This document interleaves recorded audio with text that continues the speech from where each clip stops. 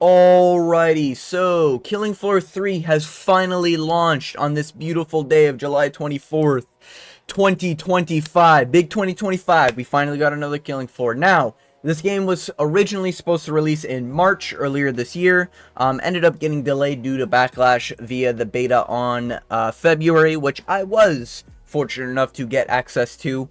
I have not been paid, I have not been flown out to go play their game or anything. It was literally just something where you could request access and they would give you access, and that's pretty much how you got access to the closed beta back in February. Since then, I've not been paid or anything. I have no sort of biases towards this company whatsoever in Tripwire Interactive, and I'm coming from a background where I don't have that much experience in Killing Floor, so this is sort of a perspective from a player who hasn't been around throughout the saga of Killing Floor. I've been around during console launch months/year, back when it released back on the Xbox One. However, it did end up destroying my Xbox. It literally caused it to explode, and I mean that in terms of it made a very loud noise, proceeded to smoke, and then decided never to turn on again. Okay, so, safe to say, I did not play a lot of Killing Floor 2 after that day. However, that is my experience with Killing Floor. I've got roughly about 100 to 150 hours in Killing Floor 2. Some of that's on PC, some of that's on Xbox from back in the day, but regardless, I have been excited for Killing Floor 3. I have friends of mine that are excited for Killing Floor 3, and now we are finally day one experience, and I'm here to give you my overall review, overall thoughts and opinions, and basically, is this game worth buying right now or in the future? Now, just to get into it, I guess, if you're a little newer and you don't know what Killing Floor 3 is, and you're watching this because you've never seen it, but it kind of looks cool. If you are coming from a Call of Duty Zombies background, a Killing Floor from back in the day, but you haven't really had the urge to play a round-based zombies type of game, alright? If you're coming from like a Back 4 Blood community, like the Left 4 Dead 2s, very like niche sort of zombie fan sort of games, heavy on the gore, maybe even Doom sort of area, but you're looking for a round-based horde shooter, I will just straight up say, this is the game for you, and not everyone's going to agree with that, but personally, I think this is going to scratch the itch if you're itching for a round-based zombie-type game, alright? And it could just be me. I have been craving Call of Duty Zombies to be good for a long time. I put a lot of hours into Call of Duty Black Ops 6 Zombies. Yes, it did end up being dog shit. However, I did grind through that dog shit, and I'll stand proud that I ended up getting Dark Matter, or whatever the fuck it was called for Call of Duty Zombies. Yes, I did waste a lot of time getting that, unfortunately. That took years off my life. Anyways, Killing Floor 3 is up the alley of the round-based sort of horde shooters. And yes, it is a Killing Floor game, despite some of the controversies around a lot of the Killing Floor content creators / community not really accepting it as one of their own. However, I will say I have played, 40 to 50 hours of Killing Floor 2 before, in between the beta and day one of Killing Floor 3 launch, and I can safely say it feels like a Killing Floor game, just Killing Floor 3 and not 1 or 2. And if you want a comparison, maybe you're a little confused, the way Killing Floor 3 handles its sort of formula is that it keeps it kind of intact with how it's been in the previous. You have your waves that you go through, you have a short amount of waves.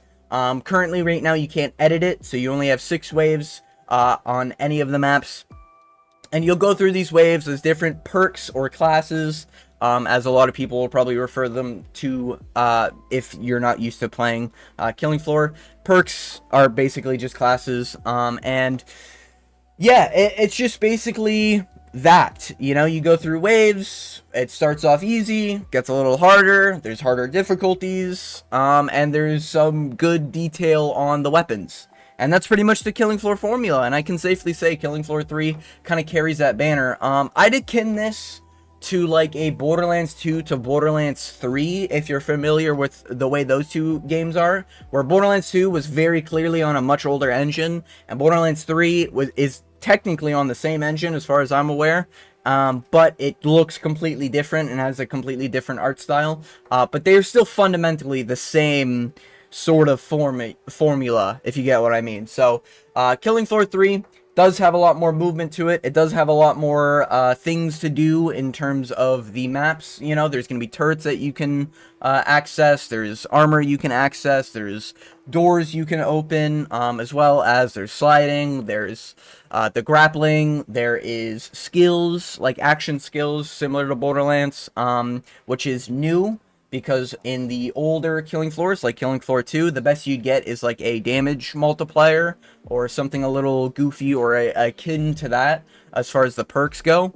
There wasn't any action skill, so if you're playing Killing Floor 3 now and you're using something like Foster's drone or you're using something like Imran the Engineer's cannons on the back, those did not exist in any other Killing Floor, at least to my knowledge. And yeah, Killing Floor 3 is a Killing Floor.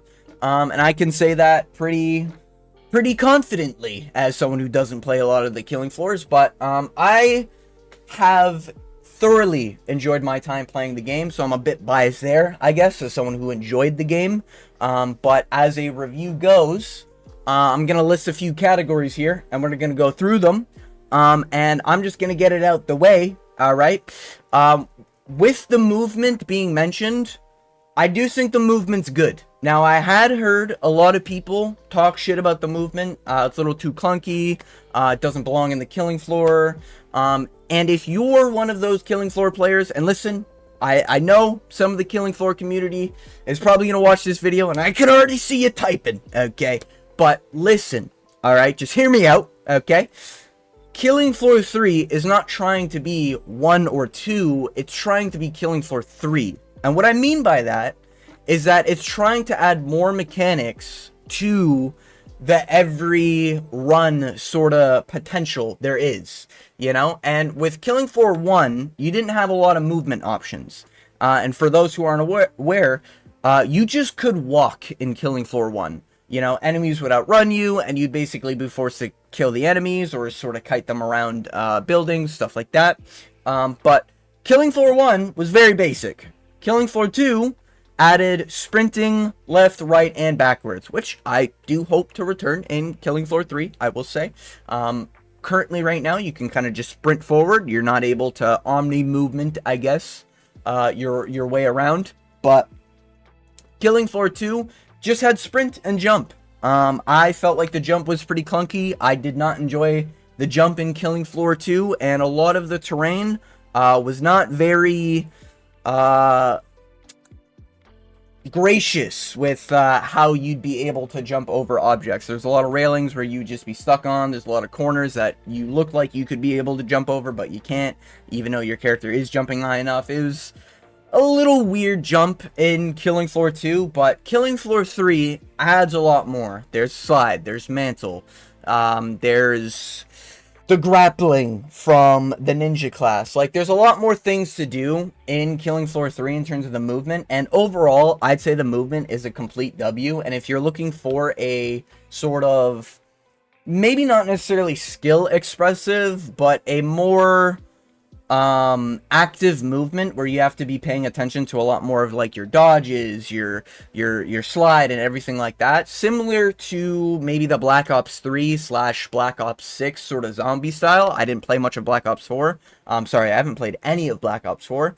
So that's why I'm comparing 6 and 3, because I did play those. But if you're looking for movement like that, Killing Floor definitely has it. The slide is a little bit more weighted than it is in like a Call of Duty, and the dash is a little bit slower than I think like a Doom sort of style has. But I do think this is gonna appeal to a broader audience in terms of, you know, people who want a little bit more skill expression, a little bit more things to do in the movement. You know, feel like, you know, they're dodging attacks similar to like a Dark Souls, where you're dodging out of a way of an enemy's attack. I'm guessing that's like what they're going for, and I think overall it works pretty well. There's moments where bosses are attacking, where I'm using my dodge, and I can quite clearly see this is the way the dodge is intended, because I avoided the damage, I was able to get to an advantageous position, and just unload a weapon, you know? So the movement, in my personal opinion, is a complete W. I would rate the movement like an 8 out of 10-ish. So, you know, the movement's there. Love it. Combat, you know, let's get into... Let's separate this by using weapons as an example, because weapons are a very big hot topic amongst the Killing Floor fan base. I, myself, have enjoyed almost every weapon, with the aside of the medic pistol. The medic pistol, can't remember what it's called. I think it's called the HKH, something like that, whatever it's called. When you have a burst mod on it, it does not feel right. It feels like the bullets are delayed. I don't know if anybody else has this problem, but this is from my experience. So the weapons, in my opinion, all felt great. I don't know why everyone's talking about it's like shooting marshmallows, and if you don't know what I mean by everyone, I've been monitoring the Killing Floor Discord as well as seeing a lot of YouTubers talk about this, but I'm not going to name names, okay? Alright, I ain't a snitch. But let's just say the general consensus around most of Killing Floor fan base is that the guns feel bad, or floaty, or they don't feel right, stuff like that. I cannot share that sentiment. I don't whatsoever. I have played the ninja. I felt like all the ninjas' weapons felt great. I have played the medic. I felt like all of the medic's weapons feel great. I've yet to really use the blue SMG. Can't remember the name of it off the top of my head. I haven't really touched that weapon, but I have touched the other ones. I felt like all of them felt great except for the pistol. Commando weapons felt fine. The engineer weapons felt great. I loved the shotguns. The final weapon, great. Firebugs, I loved every single one of them. I love all the way all of them feel. I don't have any problems with any of them. With the revolver especially, I've grown a liking to it. When you kill things, they end up flying, which is going to be in a different topic. But I do think that all the weapons, for the most part, feel fine to good or great, you know, and I don't really understand where all the hate's coming from. This floaty feeling and everything, I can only imagine. It's one thing if you're coming from the Killing Floor fan base, and if you're coming from the Killing Floor 2 specifically, and you're playing 3 and you're like, wow, these guns don't hit the same. I kind of understand where you're coming from. Some of the revolvers, aka the Deagle or the starting revolvers for the Gunslinger, I felt great in Killing Floor 2, but I don't think it's like a one-to-one comparison, because those aren't the weapons that are in Killing Floor 3. Killing Floor 3 has way different weapons than there are in Killing Floor 2, and there's not a lot of weapons, which is something in the negatives that we'll talk about, but I do think overall the weapons feel fine, and I think if you're coming from 2 expecting the same weighty, sort of hard-hitting weapons into some of Killing Floor 2 weapons had that feel. There were also a lot of Killing Floor 2 weapons, like all the Horzine tech, or whatever they were called, the tech weapons. All those weapons, in my opinion, felt like shit. Had that floaty feel. I think a lot of people are complaining about Killing Floor 3 weapons for having. The microwave gun especially just felt awkward to use. I didn't like it at all, and I'm a Firebug main, so the microwave gun I was not a big fan in Killing Floor 2. Dragon's Breath, similar situation, wasn't really a fan of that in Killing Floor 2. I just didn't really like the way it felt. Now in Killing Floor 3, there is a Dragon's Breath, and I think there's also one other, maybe 2 other weapons that are similar. I'm trying to think, oh, the Flamethrower. Dragon's Breath and Flamethrower are like sort of brought backs, but they work differently. The Flamethrower has like, can have a shotgun attachment, I believe. And the Dragon's Breath can have a lot of other things going on with it, which is another thing I want to talk about. Aside from the weapons feeling pretty good, overall, there's a lot of weapon mods in the game, and if you're newer to Killing Floor in general, those were not a things in the older games. In Killing Floor 3, they added something called weapon mods, and you can earn these by getting resources from killing things, and you'll be able to use or make weapon mods back when you're at the sort of social hub, I guess, the fortress, whatever it's called. And I do think they feel good to use. They increase the price of the weapons, so it'll be harder to acquire those weapons in the game when you're playing throughout the waves. However, it does make them stronger more often than not. And they all have, you know, stat allocations. They have a little bit of RNG to them as well. Where when you make a weapon attachment, there is a random bonus some of them get, and that can be 15 plus toxic damage. That can be bonus damage when you're near teammates per teammate. That can be bonus, recover health on a chance to recover health when teammates are near, stuff like that. So there's a lot of fun, interesting ways you can sort of mess around with the weapon mods, and there doesn't seem to be a crazy amount, like a Warframe, for example. It's not like that type of weapon mod system, but there is enough to where it'll change the flavors a little bit from game to game, and that's pretty good. You know, there's also, you can add weapon cosmetics, so you can add either skins to the weapons, or you can add charms to the weapons. Stuff like that, stickers, stuff like that. So you can do that to add a little bit more layer of customization. So that's like the weapon system, sort of, and I personally think it's pretty good. I'd say the weapons overall, while some of them do have problems, like that medic pistol, a good majority of them feel great. I just wish there was more.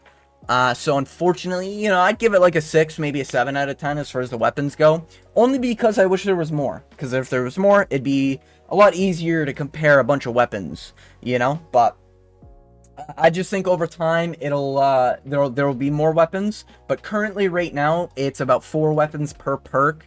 So, and there's 6 perks. So, you know, you can do the math. I think that's what? That's 24? Yeah, that's 24. So, you know, that's an okay amount of weapons, and you can use them as being other perks. So the Firebug can use commando weapons, and you can sort of mess around. Like Firebug gets a lot of bonuses in the skill tree through like fire damage and stuff. You can mess around a lot with a lot of the other weapons, like the Engineer's grenade launcher. You can add incendiary rounds, and now all of a sudden you're getting benefits from the Firebug. So you can mix and match, kind of, but the game kind of puts you in a direction of use these 4 weapons. All of them are usable to a good portion of the content, I'd say, so far. I haven't tried the hardest difficulty, Hell on Earth, but I have tried hard mode during the beta, and I can say hard definitely felt hard. But I was able to use the green weapon kunais on Ninja. Maybe that's an exception, but I have to test it. This is just a day 1 experience, so you're going to get sort of day 1 results here. These could all change down the road if I have like 3,000 hours in the game and I'm like, oh yeah, green weapons suck. You know, you never know. But this is just a day 1, just a reminder, day 1 experience run here. This is overall thoughts of day 1, review of day 1. Would you buy day 1 experience? So that's as far as the weapons I'm going to talk about. Moving on to the perks and the characters. Perks, I've played almost all of them. The only one I've yet to really get into is the sharpshooter. I've gotten all of them level 10, if we're including all the betas, and I felt like all of them felt great. Obi, the medic, his skill feels kind of weird to use because the animations aren't really synced properly. But the rest of them, Imran's cannons on the back, the Ninja's grappling hook, the Firebug's like AoE sort of Fist of Havoc from Destiny, all that stuff feels great. I felt like it all felt great, especially once I started getting the perk upgrades, which all of them have skill trees, and if you invest into the skill trees via the currency you get for playing matches, so you'll get basically currency after every match, and then that currency you can use to upgrade whatever class you want. That will increase your proficiency with that class, and then that will in turn increase different bonuses like Z time, infinite ammo time, stuff like that. So some of them can be pretty drastic. Some of them are probably like the reload speed, Z time, stuff like that. But that's the general gist. Very, very similar to Borderlands. If you've ever played a Borderlands, like 1 through 3, because 4's not out yet. But if you played any of the Borderlandses, the skill trees is almost 1-to-1 like that. There's capstones, but you're just able to invest into all of these different skill trees via gated level, rather than, oh, I've gotten to level 16, let me invest 16 points into one skill tree. So hopefully that makes sense. The characters have been growing on me. I'll be honest. I'll keep it a buck. I was in the camp that these looked like DEI slop when they first got shown. And then I started realizing, okay, they're not that bad. You know, some of them look like they belong in Black Ops 3, but it's okay. Mainly Nakata the Ninja, Imran the Engineer, using exosuits and gadgets and stuff that look like they just belong with Black Ops 3 operators. But I do think they've grown on me quite a bit. Imran the Engineer, I feel like is just mid. A lot of his dialogue's forgettable. Devlin, some of it is, you know, she mentioned one line about swamp ass. Not Devlin's proudest moment, okay, is trying to impress me with her voice acting, but I will say, not that bad outside of the swamp ass comment. There's a few others that are just, like, kind of mid, but some of it's just like, you know, it's okay. You know, if you're looking for dialogue, this is definitely not your game, okay? But I will say the characters, past Devlin, the medic, I thought had better lines, personally. The Spanish lady sharpshooter, can't remember, Luna, she had pretty okay talking lines, voice lines, whatever. It was primarily in Spanish, but a lot of it's like, you know, she's talking about money, with whatever she's saying. Like, you can clearly understand that from what she's saying. Subtitles now will also tell you what your character's saying if it's a different language, where before, if the Japanese guy or the Spanish person was speaking Spanish, it would literally just say, speaking that language, rather than, like, what they were actually saying.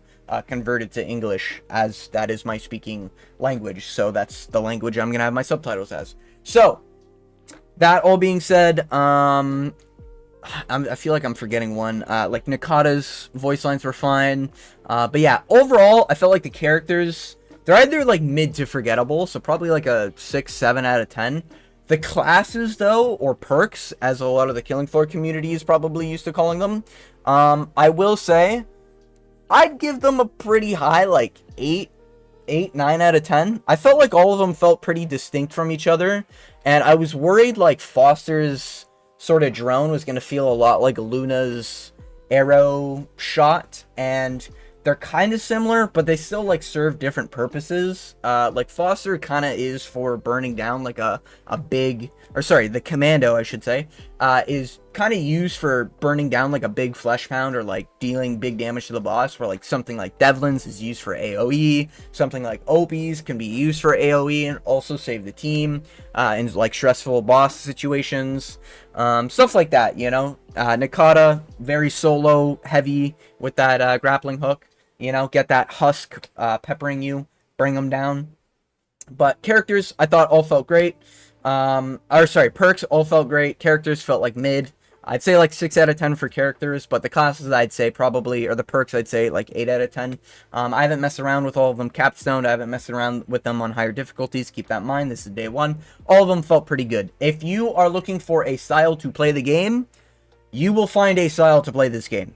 Whether it's melee, whether it's starting weapons, whether it's all attachments, very expensive, high budget, buy one gun, or have multiple guns in your inventory. You will find a way to enjoy this game in terms of play style if you're looking for a horde shooter.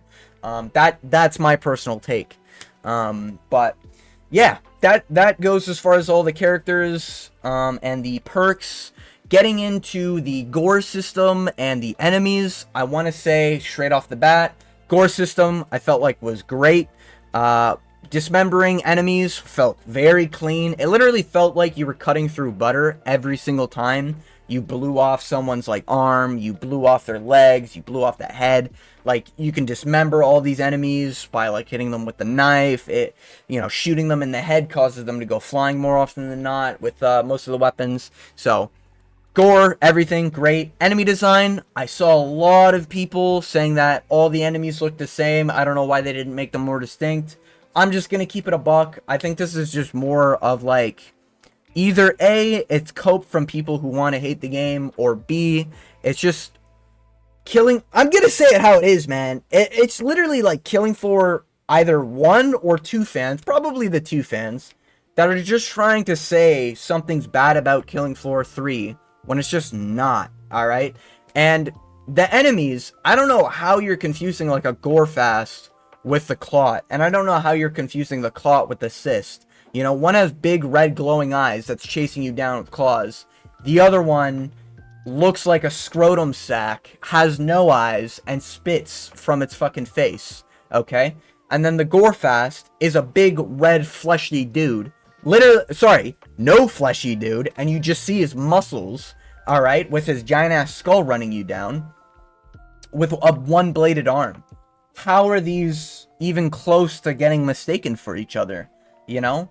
And then, like, the Flesh Pound slash Scrake, I kind of understand if you're far away, but I think it's very obvious when you're at, like, a medium to, like, close distance that you're fighting a Scrake or you're fighting a Flesh Pound.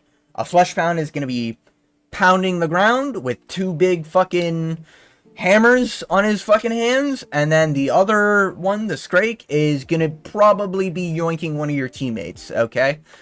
With a giant ass chainsaw running him down. So I don't understand this, like, they're all the same, they look all the same, it's too hard to distinct them. I mean, I just couldn't disagree more. I think all of them look distinct, all of them look gross, or pretty cool. I think all the feedback with dealing damage to them felt pretty good. However, this is where we get into, like, the negatives. The animations are very... I'm gonna say this in the nicest way I can. Shit. Either the walking animations are not synced properly with the ground, it feels like.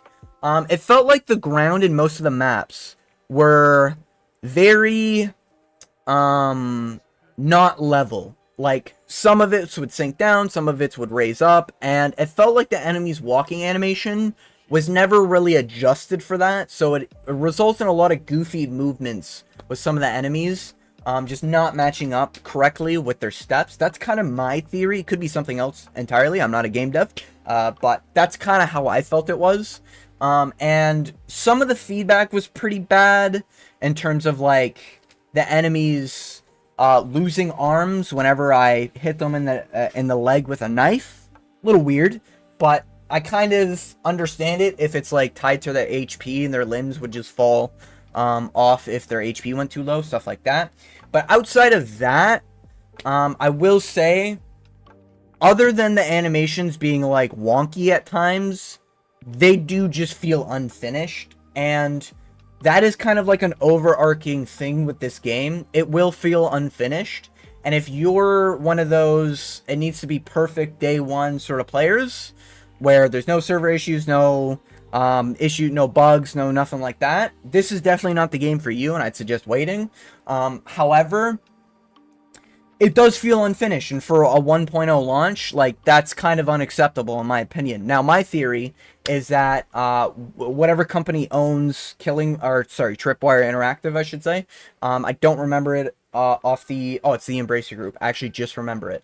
The Embracer Group owns Tripwire Interactive, and what I will say is I kind of feel like the Embracer Group is, like, sort of gun to the head on Tripwire Interactive. You need to release this game by the end of this year, 1.0, now. And that's kind of why we didn't get a bigger delay with Killing Floor 3. Because I have no doubt in my mind, like, the devs knew the game was unfinished, but, you know, I don't really...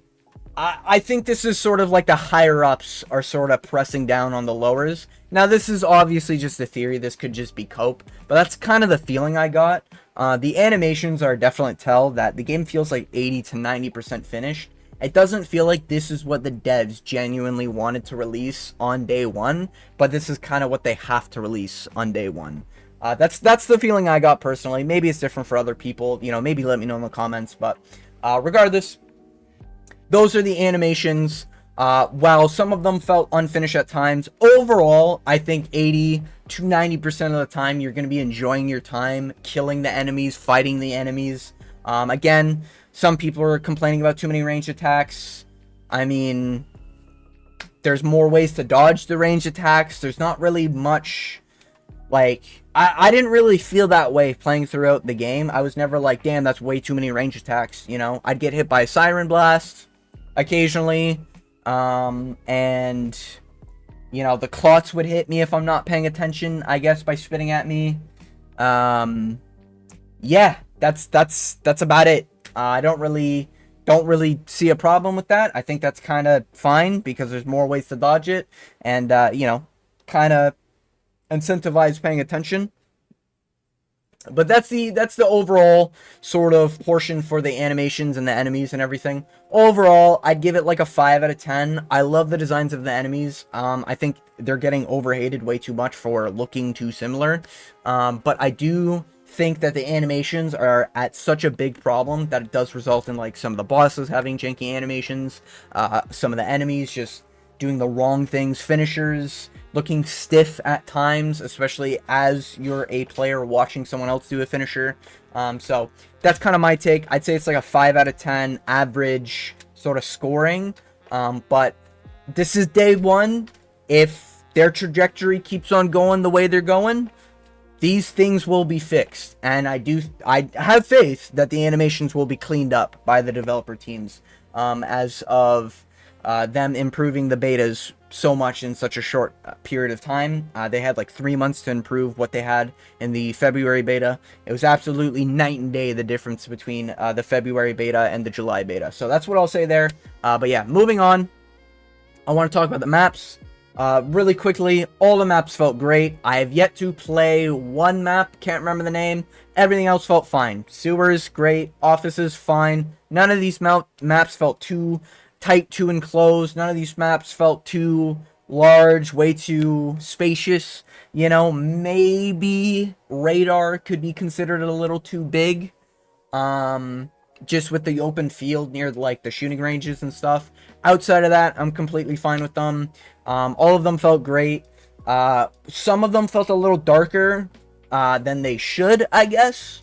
Like maybe Radar should have a little bit more light to it, like a similar feel to the way Farm felt, I want to say, from Killing Floor 2, where it's just like sort of that like that afternoon feel where you can still see the ground type of feeling. But I do think that some people were asking for a grittier tone, and I think this is what they tried to do for grittier tone. But I'll give the maps overall. There's only 8 maps, so it's gonna dock points because it felt like there should have been more, which again, weapons, stuff like that, like there should have been more. Tripwire, if you're listening to this video, please add more. But I will say, all the maps, I'd give it like an 8 out of 10. Solid. All of the maps felt great. I've yet to see one map to be shit, you know? Maybe in the incubation chamber on the H&R labs, something like that. One of the labs map, the incubation chambers, the acid chambers that you break, I felt like the acid stays on the ground forever. I feel like that shouldn't be a thing, but maybe I'm tripping. That could be false information. I could have just lied to you, okay? But that's just a personal take. Yeah, that's the maps. 8 out of 10. Pretty solid overall. Maybe a little bit too dark, but overall I just want more. That's pretty much the only thing I'd say to improve on them. Moving on, want to talk about story.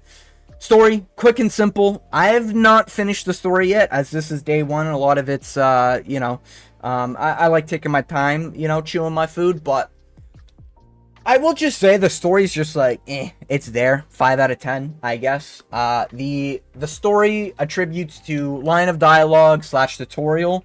Then go here, pick up that, wait next round. Go here, pick up that, wait next round. Go over here, do that. Now you got to go to a different map. And you're constantly going back and forth. I don't really think that's the direction they should have gone with how they wanted to do Killing Floor story. But if this is their idea of it, I'm not going to say it's a good idea. I'll just keep it a buck. I just think it's bland, and it's like, why the fuck even do that? It's literally like taking the most brain dead easy tutorial from, like, Black Ops 6 Zombies and incorporating it into your story. I just think it's lazy. The dialogue is fine. I'm not really that invested in Killing Floor dialogue. I'm mainly there for the gameplay. But I'll just give it a 5 out of 10. I don't really see any problems with it. I just don't really enjoy it, if you know what I mean. But that's my personal take. Moving on from there, I do want to talk about performance, as performance is probably going to be a big topic of discussion for a while. The performance is shit. It does stutter a lot. I'm running on a 3070 Ti, I want to say. Maybe 3060 Ti. I'm not really that accurate with my PC specs, but I believe it's definitely a 30 series. I'm running everything on medium. Overall, I get stutters from time to time. I myself, day one, did not experience any crashes. However, a buddy of mine that I played with a lot, he did experience a lot of crashes. I think he crashed about 7 times in the 6 to 8 hours we played. So roughly like once an hour. Pretty brutal for him. And as I was paying attention to the Discord, seems like a lot of people were experiencing that issue. So performance, yeah, I gotta be honest here. This is like a 1 out of 10. All right, maybe not 1 out of 10. 1 out of 10 would be like Cyberpunk Day 1. So we'll give it like a 3 out of 10 for performance. The stutters are annoying but playable. The crashing is just unacceptable. But day 1 launch, you kind of expect a lot of these problems. I mean, fuck, Destiny just had Destiny 2 just had a raid release, and that had a lot of buggy problems that happened with Destiny's raid release, where you just couldn't launch the activity, people were crashing, people are getting kicked out in typical Destiny fashion. But, you know, I'm just saying that it's very common nowadays for day 1 launches of anything, DLC, server, game, whatever. It's very common for these to happen, so I have no doubt stutters and performance issues, those are going to go away over time. But for right now, day 1, about a 3 out of 10 on the performance rating. It was just not that good. But yeah, that's the performance. With that being said, that pretty much covers everything I think I wanted to talk about in terms of the review. Overall, I will say, I will give the game like a 7 out of 10. This is no 8 out of 10, 9 out of 10 going to compete Game of the Year contender, okay? Unless it's in my book, alright? But it is, I think, pretty, like, fairly objective. Like, there's only so much you can be objective when it comes to games. Like, an example is, like, I will probably never play a game like Expedition 33. I'm just not huge on turn-based. Maybe I will down the road, even though I did buy it on Steam sale, so I planned on doing it, but I just never got to it. But I can respect everyone saying it's a 9 out of 10, like, flawless game. But it just not really being, like, tantalizing for me, and me not really being interested, you know? Or similarly, if you don't play Souls games, you know, and you hear Elden Ring's like a 9 out of 10 and everything, but you're just not into Souls, open world Souls. I know plenty of people who, they touched Elden Ring, they thought it was shit because they just got lost, and they just didn't want to play the game anymore. I understand that perspective, but as objective as I can be, I do think Killing Floor 3... if you're looking for the type of game Killing Floor 3 is, like a horror shooter with gore, good weapon cosmetics, good class abilities, going to age better over time, as it is going to be one of those games similar to the predecessors, where it does get a lot more content as the game goes on. This game is like a solid 6 to 7 out of 10, I'd say. And I'd personally put it as a 7 out of 10. A little bit biased because I enjoy it, I guess. But, yeah, I've thoroughly enjoyed my time playing with my buddy. This is day 1. Maybe this changes tomorrow, guys. Okay? But, I've no doubt in my mind the devs are going to be consistent with improving the game, being open with their community as they've been. They've updated a roadmap. I'll probably put it here if I remember in editing. But, yeah. There's a lot of planned content. There's a lot of good stuff coming for Killing Floor 3. And overall, I think this is roughly where I think Killing Floor 3 would have been, you know, from the beta and everything. I've done videos on every single update going towards this 1.0 launch. And what I'll say is, even though I do rate it like a 7 out of 10 game, I'm going under the pretense that this isn't like it doesn't feel like a fully finished game, and because of that it's losing points, and that's where like the 6 out of 10 I think comes out. But I just think, in my personal opinion, this game should have launched in beta. It should not have launched in 1.0, and I'll stand on that. If Grounded 1, alright, Grounded 2 is just around the corner as we're recording this video. If Grounded 1, the survival game that's like Honey, I Shrunk the Kids, if that game came out day 1 and was a 1.0, I don't think that game would ever be bought. I don't think that a single soul would buy that game, okay? No one would respect a $79, $99 game like that, okay? But when it did drop and it was early access, there's that, okay, they're pretty much having to update this game and they need to finish this game. This can be something. You can sort of get a taste for the formula. Killing Floor 3 is a lot like that, where you get a taste for the formula and you're like, wow, the gunplay is pretty good. Wow, the mods are pretty good. Wow, the character, the character action skills are pretty good. You know, the specialist, I think is what they're called. I was trying to think of the name, but you get a lot of taste for the formula and you're like, wow, this can be really good. And I do think it will be really good down the road. I just don't think it's that 8 out of 10, 9 out of 10, Helldivers 2, Warhammer 40k, Space Marines 2 type of situation right now. You know, I think it's got a lot of work to do. I think it's got a lot of rough edges to smooth through. But I do have a lot of faith that the developers will smooth these edges. They've literally proven they have. They one-to-one changed the HUD completely from what the original beta looked like due to feedback. They've already admitted that they fucked up by not separating the perks from characters. And in the future, they're going to separate the perks from characters. You know? And if you're one of these people that is review bombing, okay? Killing Floor 3 because it doesn't have the separate perks, or because you played one game and you're like, wow, hashtag not my Killing Floor, because there's a dash or a slide, or it doesn't feel like Killing Floor 1, a game that released almost 2 decades ago, by the way. It's just like, can we just be real for a second? I understand completely what it's like being an old head, playing Borderlands 2, playing Destiny 1, the new one comes out and you're like, ugh, what the fuck is this? You know, this is not my game. All right. You know, when I first played Destiny 2, I was like, damn, this feels way different. Number one, I believe my first experience with Destiny 2, I did pay full price as the $79.99, and something important to mention, Killing Floor 3 is $50 Canadian right now, by the way, and by $79.99 I also mean Canadian. Any currency I'm talking about is Canadian right now, because I am Canadian, if you could tell, but I do think this is just a situation where old heads from Killing Floor 2's community and Killing Floor 1's community, and I'm just gonna say it how it is, man.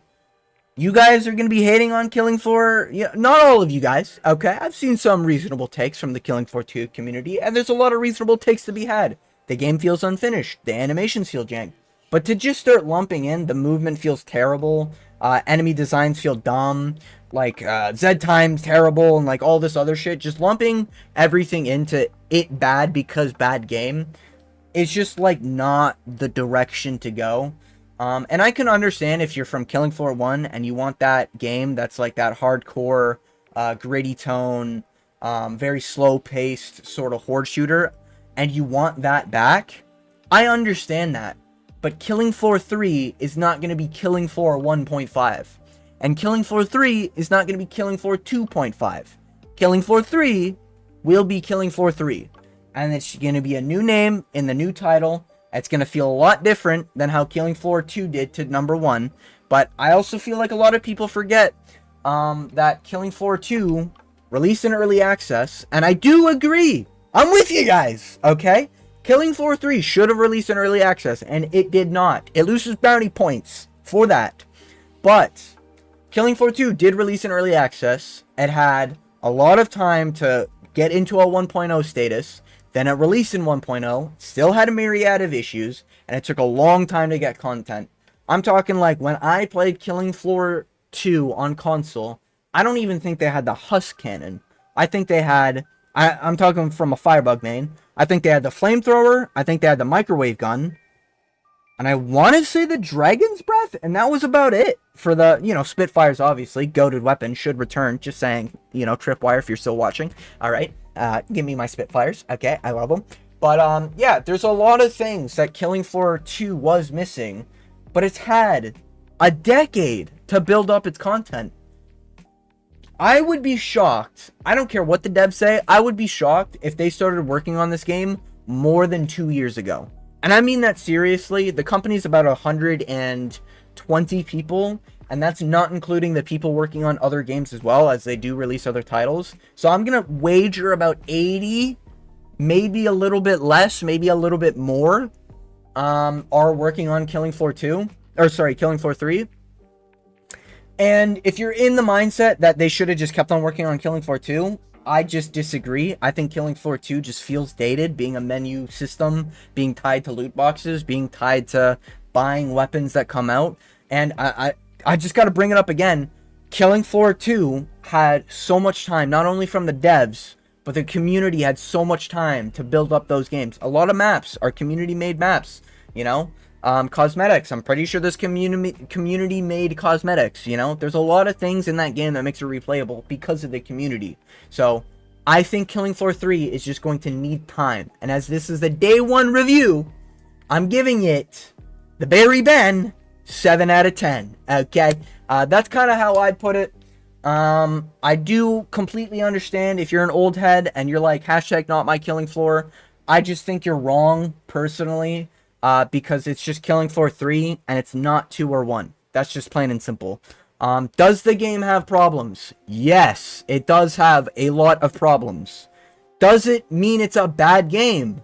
No. Games can have problems and still be good games. Borderlands 2, one of my favorite games of all time. Alright? That game has so many fucking problems. Okay? The end game, OP levels, terrible. Alright, there's so many bugs in the game. There's so many times where you clip through certain things, or you just see terrain in the map that you can go outside the map in. You know, that happens all the time.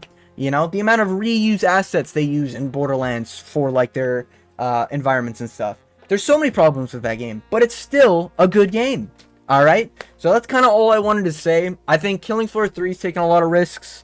I think it's a good game. I think it'll continue to be a good game, and I think by a year's time, I'd say, if we're looking at Killing Floor 3 in a year, and okay, the game still has a lot of stutter, okay, the game's still lagging, people are still crashing all the time, due to like memory leak or something like that, then we can start saying Tripwire Interactive's cooked, you know, or give it till like January, I'd say, even, to be honest with you, because I think a lot of those problems are going to be like sort of flushed out by the time January hits, aka the new year. But that's my personal take. I think the game needs time to cook, just like Killing Floor 2 did, and I think the community should be giving it time to cook. I get being critical with the game. I just think people are hating a lot. A lot more than they should be, you know? I just don't like this, lumping in a lot of bad things. It's okay to hate the game for things that are bad about it. It's not okay to hate the games for things that you just don't like, and you think make it a bad game because you don't like it, you know? It is what it is. That's just my 2 cents. I'm by no means here to tell you how to spend your money, alright? I'm by no means here to tell you how to play your game, how to enjoy, have fun. I'm not here to tell you that. I'm just here to give you my opinion. As someone who hasn't played a lot of Killing Floor, who knows a lot of Killing Floor, I've done a lot of research into it, in terms of like the history of Killing Floor, stuff like that. I have friends who've played Killing Floor, for a long time. One of my friends even played Killing Floor 1, I think, since its release from way back in the day. Maybe not like day 1, but you get my point. But yeah, that's my 2 cents. Very, very quick, I just want to also announce at the end here, if you're having problems with your premium content that you paid for, highly recommend going to the Killing Floor Discord. You can do that by looking up killingfloor3.com or whatever it's called, Tripwire something something. I think it's killingfloor3.com. Look that up. Go to their Discord. Their Discord will have a lot of information, ways to help you with your premium content. There's a bug right now where a lot of the people who pre-ordered the Nightfall and the deluxe editions and stuff like that, you know, there's a lot of problems with that content apparently not showing up in people's inventory, but there's some people in the Discord saying they fixed the problem, so I just wanted to announce that. If you're having those problems, please go there. With all that being said, I want to thank you for making it all the way to the end of this video. Please hit that like button, okay? Trying to help the algorithm. And as always, I hope you have a good day.